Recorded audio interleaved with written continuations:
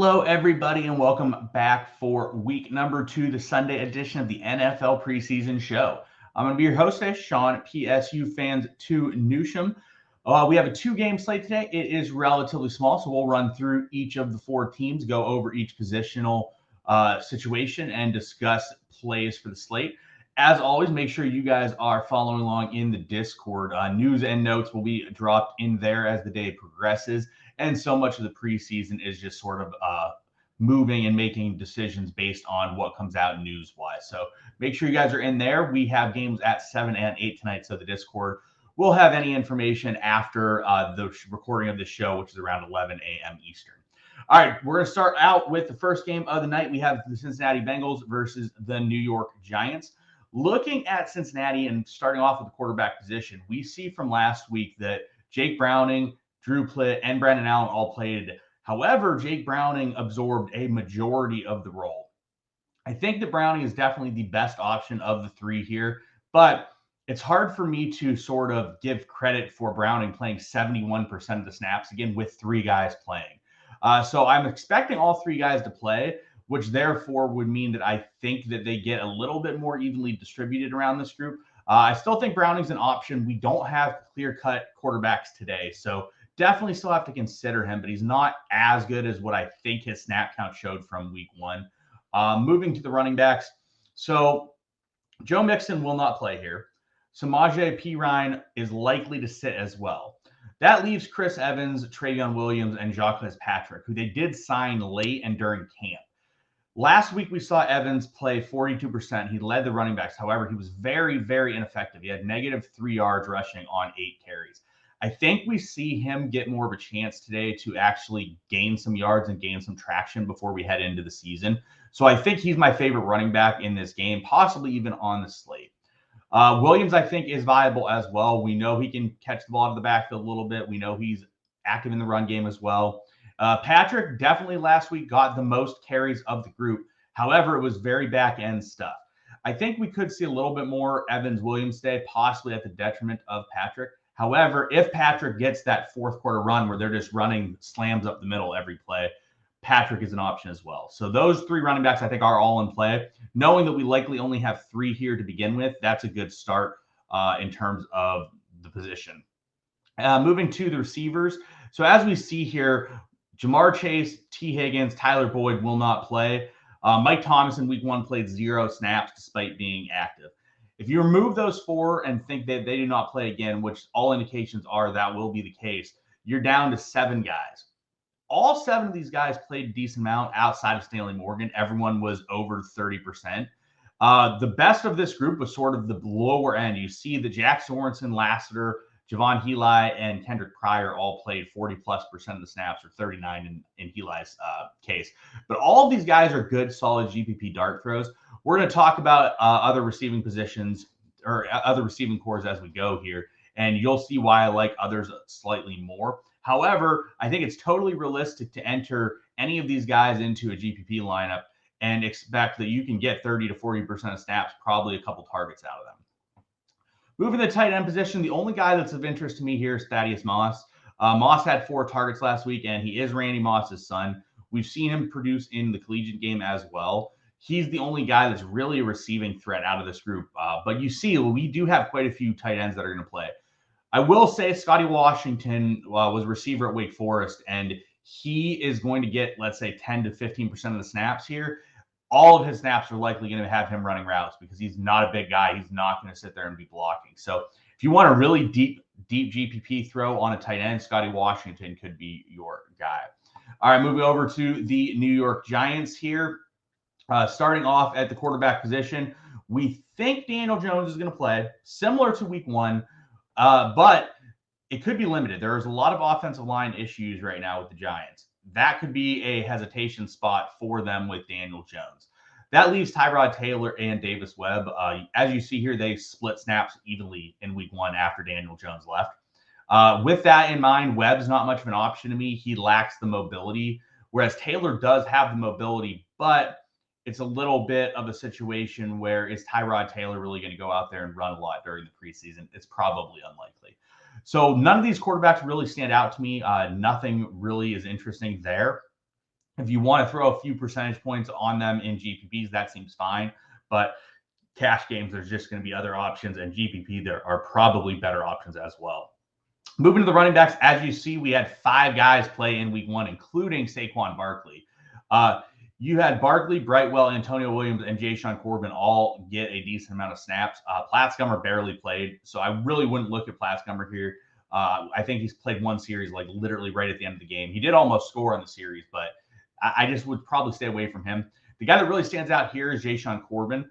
Corbin's a really good pass catching back. He actually had 6 targets, I believe, in week 1 of the preseason, which is a pretty fantastic output for running backs. Now, that said, I think we're going to see 5 running backs again today as of now, and that is not a very thin backfield comparatively to some of these other spots where we are going to have 3. So I think GPP-wise, they are options, but nothing really is great there. Similar situation when you go to the receiving core. So we know Kadarius Toney won't play. We know Sterling Shepard is not going to play, and Darius Slayton. We saw a big distribution between the receivers in week 1 in terms of snap counts. I will say, watching the play-by-play in week 1, Colin Johnson seemed like there was 5 of him. He was basically targeted on every play and seemed to be producing massively. I think he had 8 targets in week 1. So he's definitely my favorite receiving option here for the Giants. But if you look at like Richie James, you look at Keelan Doss, you look at Marcus Kemp, these guys all played 30% of the snaps. They're going to all be relatively under-owned, especially that of like Marcus Kemp and Richie James. I think they'll go a bit under-owned. People were heavily on Wan'Dale in week 1. I don't think they will be as much here. And if he plays at the similar 15% of snaps as he did in week 1, it likely is not a great spot to attack. Moving to the tight ends, I don't think there's anything here. None of these guys are great pass catchers that are going to be playing.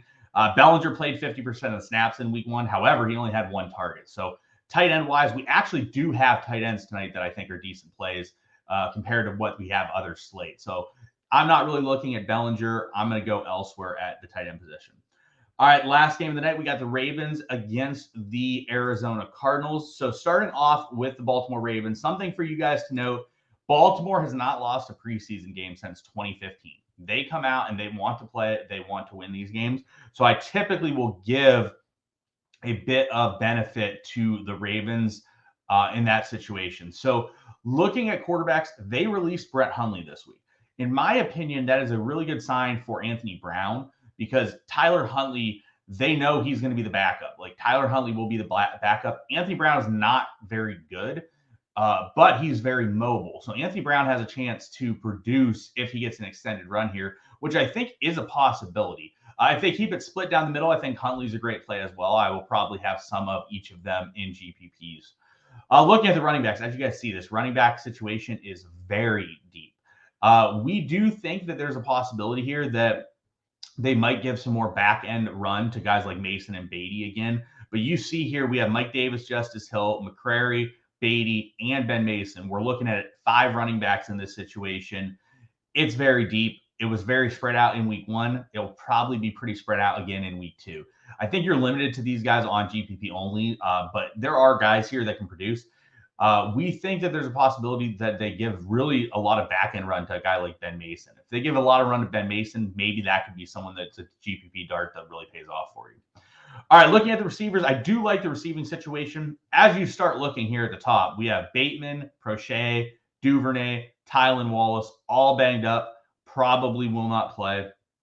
Demarcus Robinson is a big question mark. They just signed him this week, but we do know Demarcus Robinson has talent to produce in the NFL, not even just the preseason. So that's someone that could be productive. Bailey Gaither did return this week in practice. Slade Bolden did not play in week 1, but there is a possibility he plays. But looking through this depth chart, you see Mekhi Polk played 64% of snaps in week 1, and he was targeted frequently in that game. Shermar Bridges played 42%. He was able to come down with a touchdown. Benjamin Victor at 33%. He's a very tall receiver. He's about 6'5", 6'6". So Benjamin Victor could definitely be a red zone threat as well. So there's some receivers here that are solid. I think you could definitely play some of these guys and consider them as solid plays in the game as well. Tight end position, this is where I want to talk about tight ends that I really like. In week 1, we saw Josh Oliver play 52% of snaps and Isaiah Likely play 37%. They had 6 catches between the two of them. In this offense, we know they use the tight end. There is only going to be possibly 3 tight ends that will play in this game. And those two are very, very solid pass catching options at tight end. So I think those two are the two best tight end plays on the slate, which might cause me to have to give up my preseason credentials, which we'll talk about here in the next game. But really love Likely, really like Josh Oliver. These two guys are going to be active. They're both very strong plays, which for a tight end, we don't get to say that often during the preseason. All right, moving over to the Arizona Cardinals, starting off at quarterback. We get a situation where Kyler Murray and Colt McCoy are not expected to play. That leads to Trace McSorley and Jarrett Guarantano. So we saw last week Trace McSorley was very solid in his game. He has mobility to go out there and get some rushing yards. He likely is going to play possibly into the third quarter, if not more, because we're not expecting Jarrett Guarantano to have much of an impact on this team. So Trace McSorley is the guy they want to get snaps in this game. That said, on Guarantano, he is very bad. He is a guy that you want your defense to be targeting in situations. So definitely consider that when looking at defense. But I think for me, McSorley is my favorite quarterback in the slate. He has the mobility and possibly the longest runway and largest range that could be positive out of all the quarterbacks.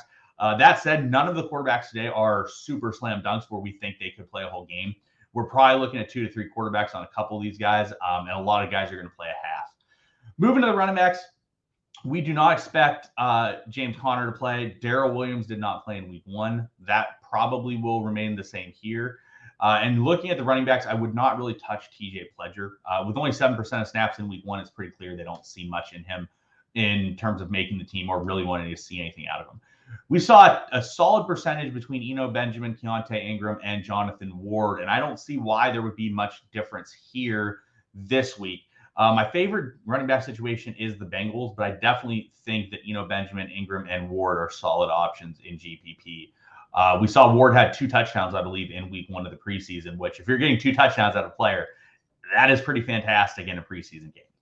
Moving to the quarterbacks, we see the top 5 guys are out. We also see Basilea is doubtful with a knee injury. That does not leave very many options here at receiver. And what we see is Andy Isabella with a monstrous 83% of snaps in week 1. He had 7 targets on those 83 snaps, very productive. Greg Dortch had 56% of snaps. He also had 7 targets as well. In terms of receiver, these are probably my 2 favorite receivers of the slate. They're both just very solid options that should play a significant amount of the time. We also saw with Aitman that he played a significant amount before it tailed off a bit with Bolden, Kirkland, and Payton. This is the thinnest receiving crew that we see. I think that Andy Isabella and Greg Dortch are going to get extended run again here in week 2 and are probably the 2 best receivers by a decent margin, but they're going to also be owned like that. So if you are looking for maybe a little bit reduction of ownership, Marcel Aitman might be your guy. Looking at the tight end situation, so this is a spot where it's very interesting to me. So Trey McBride, for those unfamiliar, is a rookie out of Colorado State. He caught 90 passes last year in his last year at Colorado State. That is a significant amount for any tight end in college football. And this is a guy that is very active in the pass game. He did not play in week 1, but is expected to make his debut here in week 2. So if he plays, which all indications are that he is likely to do so, McBride is a fantastic GPP tournament option at tight end. So I definitely think considering McBride to some extent is a good option. Looking at the defenses quickly, I definitely think that we have 2 spots, both in this game, that are a bit more weak. Guarantano is a very weak option. Anthony Brown is a very weak option at quarterback. Also, looking at the first game, the Bengals quarterback play as a whole is just not very strong overall. The Giants, if they're going to play Tyrod Taylor and Daniel Jones, that to me is definitely the best quarterbacks of the slate. I think that defense, and because of that, with the Bengals defense, is the worst defensive option. But having all the defenses involved to some extent is important. So a quick rundown of the positions. I definitely think that McSorley is my favorite quarterback as of now for this slate. I think Anthony Brown is a solid GPP option. I think there are other GPP options as well. Looking at the backfields, I think the Bengals backfield has the clearest path to touches out of the group. So I definitely like the Bengals backfield more than the rest of them. We don't really have any clear-cut situations where people are going to get volume. So you definitely have to take that into consideration when looking at the running backs for the slate. Receivers, again, we saw a lot of guys with 40% of snaps in week 1 that are in these teams. You have a lot of good options. I definitely think the best two on the slate are Isabella and Dortch. However, their quarterback play is not the best, and they're going to be owned like they are the best players on the slate. So just something to keep in mind. Tight ends, for the first time in a long time, we have good tight ends on the slate. I think Isaiah Likely, Oliver are great options. I think Trey McBride is a great GPP play if he runs out there as well. All right, everyone, that's going to wrap it up for us here today. Good luck on this slate. I'll be back with you guys tomorrow for another quick showdown run through on the Monday night game. Good luck to everyone. We will see you guys later.